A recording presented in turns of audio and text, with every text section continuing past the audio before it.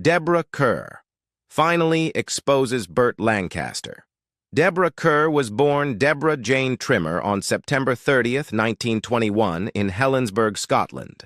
From her earliest years, Kerr carried herself with a quiet dignity that set her apart. She was raised in a supportive family, and from childhood displayed a natural inclination toward performance.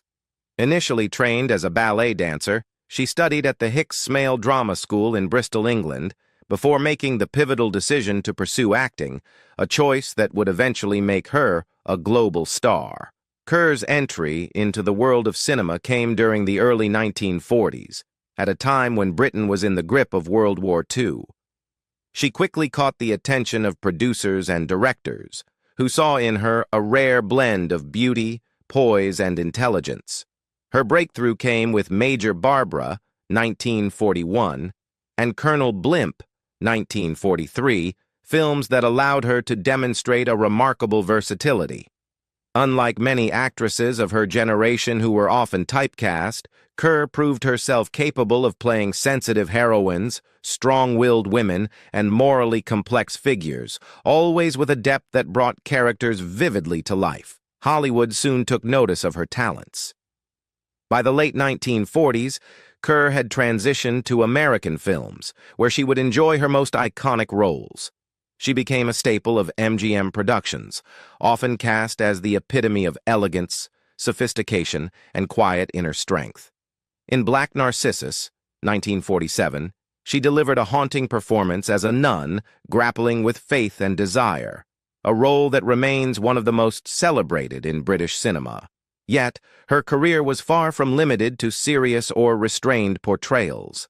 One of the most iconic moments in film history came in From Here to Eternity, 1953, where Kerr shocked audiences by stepping outside her ladylike image to play the passionate and adulterous Karen Holmes. The beach embrace scene with Burt Lancaster, waves crashing around them, remains one of cinema's most unforgettable and daring moments, cementing Kerr's reputation as an actress unafraid to take risks. Throughout the 1950s and 1960s, Kerr continued to deliver performances that revealed her extraordinary range. She became internationally adored for her role as Anna Leonowens opposite Yul Brynner in The King and I, 1956. With her regal bearing, warmth, and quiet wit, Kerr embodied the role of the English schoolteacher in Siam with such perfection that the film remains a timeless classic beloved by generations. Her other acclaimed performances included Tea and Sympathy, 1956, where she sensitively tackled issues of social prejudice. Heaven Knows Mr. Allison, 1957, a tender and touching war drama opposite Robert Mitchum, and The Innocents, 1961, a chilling Gothic tale that highlighted her to convey psychological intensity. Over the course of her career, Deborah Kerr was nominated for the Academy Award for Best Actress 6 times, but never won in competition, a fact that many film lovers regarded as one of the great oversights in Oscar history. Nonetheless, in 1994, the Academy awarded her an honorary Oscar for her body of work and, for an artist of impeccable grace and beauty, a dedicated actress whose motion picture career has always stood for perfection, discipline, and elegance. This recognition served as a fitting tribute to a career that had enriched cinema for decades. Deborah Kerr's first marriage was to squadron leader Anthony Bartley of the Royal Air Force, a decorated World War II fighter pilot whose bravery in combat had made him something of a hero in his own right. The two married on the 29th of November 1945, only months after the end of the war, in a ceremony that reflected both the hope and optimism of a world just beginning to recover from years of conflict. Their union brought together the glamour of a rising Hollywood star and the prestige of a man who had served his country with distinction. During their years together, they welcomed 2 daughters who would each go on to live accomplished and fulfilling lives. Their first child, Melanie Jane Bartley, was born on the 27th of December 1947, and their second, Francesca Ann Bartley, arrived 4 years later on the 18th of December 1951. Francesca would eventually marry actor John Shrapnel, thereby linking Deborah Kerr's legacy with another respected family in the British acting world. Through Francesca's marriage, Deborah became a grandmother to 3 gifted grandsons: Lex Shrapnel, who followed in his family's footsteps as a talented actor known for both stage and screen work; Tom Shrapnel, who also carved out his own career as an actor; and Joe Shrapnel, who found his creative calling as a screenwriter, adding another artistic dimension to the family's heritage. Despite the promise of her marriage to Bartley, difficulties began to emerge over time. The marriage was strained by the very qualities that had made Deborah a global star: her fame, her professional success, and the financial independence she had worked so hard to secure. Bartley, though accomplished himself, struggled with feelings of envy toward her achievements and the attention she received on an international scale. Compounding these tensions was the nature of her career, which frequently required her to travel long distances and spend extended periods away from home, often on demanding film sets far removed from family life. These separations placed a heavy burden on their relationship, and despite their shared devotion to their children, the differences between them proved irreconcilable. After nearly 14 years of marriage, Deborah and Bartley divorced in 1959, bringing to an end a chapter of her personal life that had been marked by both moments of joy and deep challenges. A year later, Deborah Kerr embarked on a new journey when she married the American-born writer and screenwriter Peter Viertel on the 23rd of July, 1960. Viertel was a man of letters, celebrated not only for his novels, but also for his work in Hollywood, where he contributed to screenplays and was connected with the literary and artistic circles of the mid-20th century. Through this marriage, Deborah also took on the role of stepmother to Viertel's daughter, Christine Viertel, with whom she shared a bond that further expanded her family ties. Unlike her first marriage, which had been shadowed by professional rivalry and conflict, her relationship with Viertel was often described as one of companionship and mutual respect, even though it, too, had its complexities. For much of her later life, Kerr divided her time between 2 of Europe's most picturesque locations. She and Viertel resided in Klosters, Switzerland, a serene alpine village beloved by artists, intellectuals, and even members of European royalty, and in Marbella, Spain, a glamorous resort town along the Costa del Sol. These residences reflected the cosmopolitan lifestyle that Deborah enjoyed after retiring from the demands of Hollywood stardom. However, as she grew older and her health began to decline, Kerr made the decision to return to Britain so she could be closer to her daughters and grandchildren, who remained at the center of her affections. Though her husband continued to live in Marbella, the couple's bond endured, with Peter Viertel remaining her steadfast companion until her final years. Their marriage, lasting nearly 5 decades until Kerr's passing in 2007, provided her with stability and companionship that contrasted with the turbulence of her earlier years, underscoring her enduring quest for balance between her private life and the legacy of her remarkable career.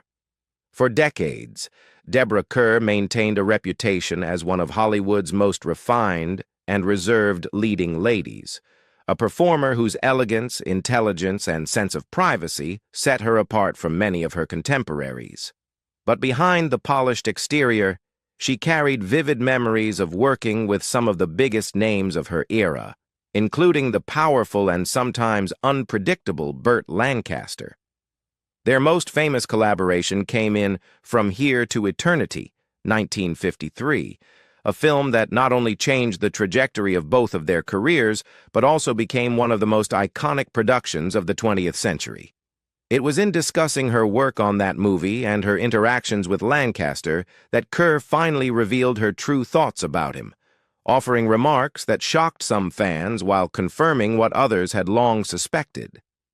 Deborah Kerr's comments were frank and filled with a candor rarely heard from her. "Burt was unlike anyone else I had ever worked with. He was brash, forceful, and had this enormous presence that filled the entire room. But that same energy that made him magnetic could also be overwhelming and, at times, very difficult to manage. For Kerr, who had built her career on poise and discipline, the raw intensity of Lancaster could be both exhilarating and exhausting. She admitted that their dynamic on set mirrored the fiery, complicated passion of the characters they portrayed. She elaborated on Lancaster's dual nature. People thought Burt was just a tough guy, this rugged American male, but he was also incredibly intelligent and deeply thoughtful about his work. At the same time, he didn't always know how to temper himself. He could be very demanding, and there were moments where I felt he pushed not only me, but everyone else far beyond what was comfortable. This revelation exposed a side of Lancaster that Hollywood gossip columnists had only hinted at. His relentless drive and sometimes domineering presence could clash with his co-stars, even those as seasoned and professional as Kerr. The famous beach scene in From Here to Eternity, which became one of the most sensual and daring moments in film history at the time, was not as effortless as it appeared on screen. Kerr confessed, "That scene was not easy to film. The waves were stronger than expected, the sand was everywhere, and Burt, being Burt, insisted we go through it again and again until he was satisfied. I was exhausted, and at times I felt like I couldn't breathe. But the result, as everyone knows, was unforgettable." Here, Kerr pulled back the curtain on the price of cinematic perfection, the physical discomfort and emotional strain hidden beneath the glamour of an iconic Hollywood moment. Yet her words were not purely critical. Kerr also acknowledged the undeniable chemistry between herself and Lancaster. "Despite the challenges, there was a spark between us that you can't fake. Burt brought out a side of me on screen that audiences had never seen before. Until then, I had been typecast as the proper English lady, but with Burt, I was allowed to break free of that image. He was daring, and he made me daring too." In exposing Lancaster's influence, she admitted that his forceful personality helped her shatter the restrictive image that had confined her career in earlier years. Still, Kerr did not shy away from exposing the darker side of her co-star. He was not the easiest man to trust. Burt had a temper, and he wanted to control everything. You always had to be on your guard with him because he could turn on you in an instant. There were times when I felt more like I was in a battle with him than a partnership. Such honesty painted a more complicated portrait of Lancaster than the charming, heroic figures he often played on screen. Perhaps the most startling of Kerr's comments was her reflection on Lancaster's reputation off-screen. People adored him, and yes, he could be incredibly charming when he wanted to be. But there was another side that the public never saw, one that could be ruthless. I don't think Burt ever fully let anyone in. He liked to be in control, and that included relationships. You always had to be careful around him. By speaking so openly, Deborah Kerr not only exposed the personal challenges of working with Burt Lancaster, but also illuminated the truth about Hollywood's golden age. Beneath the surface, glamour were human beings, deeply flawed, ambitious, and sometimes difficult to endure. Her words carried the weight of decades of silence, a release of honesty from a woman who had built her life on grace and restraint. And yet, even in exposing him, she acknowledged the undeniable impact he had on her career and legacy. "I don't regret working with Burt," Kerr concluded. "He was unforgettable, and together we created something that will last far longer than either of us. But he was also a man I could never fully trust, and that is the truth."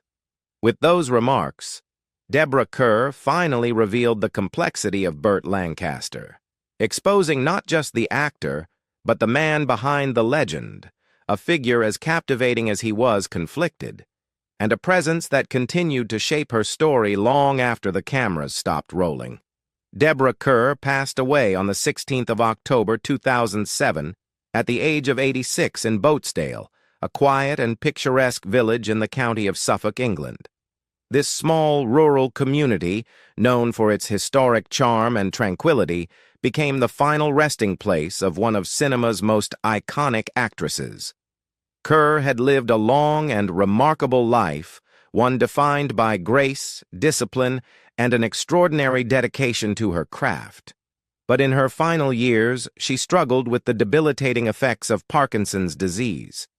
The illness, which slowly robs its sufferers of motor control and independence, gradually weakened her, though those who knew her often remarked that she faced her condition with the same courage and dignity that had characterized her entire life. Her death marked the end of an era for audiences who had admired her since the golden age of Hollywood, when she starred in unforgettable classics such as The King and I, From Here to Eternity, and An Affair to Remember.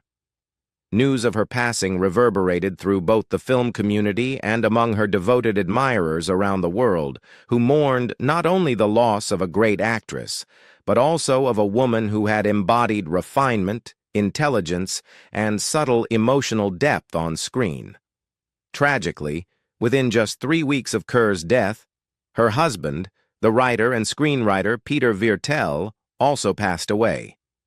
Viertel, who had been her partner for decades, died of cancer on the 4th of November 2007. The closeness of their deaths struck many as both poignant and heartbreaking. For those who knew them as a couple, it seemed almost fitting that they would not be long separated in death after so many years of companionship in life. Viertel had been a remarkable figure in his own right. An accomplished novelist and screenwriter, he had worked with some of the greatest filmmakers of the 20th century and carved out a distinctive career that often intersected with Hollywood history.